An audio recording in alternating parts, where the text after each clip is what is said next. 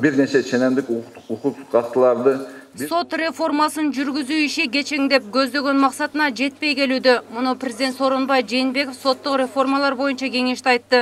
Анткени өлкө башчынын дарегине келген кайрылуулардын 70% ушул тармакка тиешелүү. Мындан улам сот өкүмдөрүн акыйкат калыс чыгаруу үчүн башталган иштин аягына чыгаруу учурдун талабы. Соттук укуктук реформаны ишке ашыруу жана коррупция каршы күрөшүү Кыргызстанда жасалчу иштердин эң артыкчылыктуу багыты. Сот реформасы тездетүү өлкөбүз үчүн абдан маанилүү. Ошондуктан бүгүнкү кеңеш реформаларга жаңы импульс бериш керек. Биздин кеңештин алкагында бул ишти күчөтүп, сот реформасы жүргүзүүдө мамлекеттик органдардын жана башка уюмдардын иш аракеттеринин шайкештигин камсыз кылуу зарыл. Жаңы кодекстер менен мыйзамдар 2019 жылы ишке кирери пландалууда. Ага ылайык тиешелүү тармак бир катар өзгөрүүгө жана толуктоого учурайт. Бирок сот тармагы буга азырынча толук даяр эместиги президентке да маалым. Муну Жээнбеков сынга алып, бийлик реформаны ишке ашыруу үчүн саясий эркти бекем кармап, керектүү каражатты бөлүп берерин бышыктады. Кодекстерди аткара турган адамдарды масштабтуу түрдө окутуу керек болчу.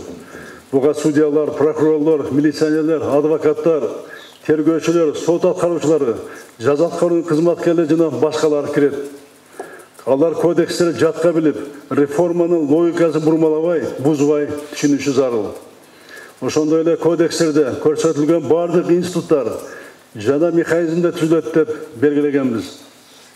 Мисалы Кыргызстанда мурда болбогон жаңы пробация институту түзүлүп, 2019 жылдын 1-январдан баштап иштей турган тергөөчү судьянын жаңы кызмат орду киргизиши керек. Реформаны ишке ашыруу үчүн кабыл алынган жаңы кодекстер жана мыйзамдардын жаза укуктук блогуна көбүрөөк басым жасоо зарыл. Анткени адамдардын укуктары бузулуп, буга коомчулук арасында нааразычылык күчөп келет.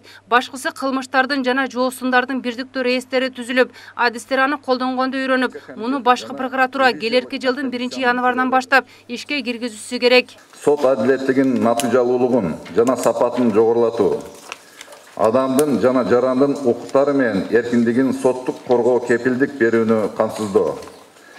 Кыргыз Республикасынын мыйзамдарын эл аралык укуктун ченемдерине жана адам укуктары чөйрөсүндөгү эл аралык стандарттарга шайкеш келтирүү, натыйжада ал жарандардын укуктарын жана эркиндигин соттук коргоо чөйрөсүн кеңейтүү камсыздашы керек.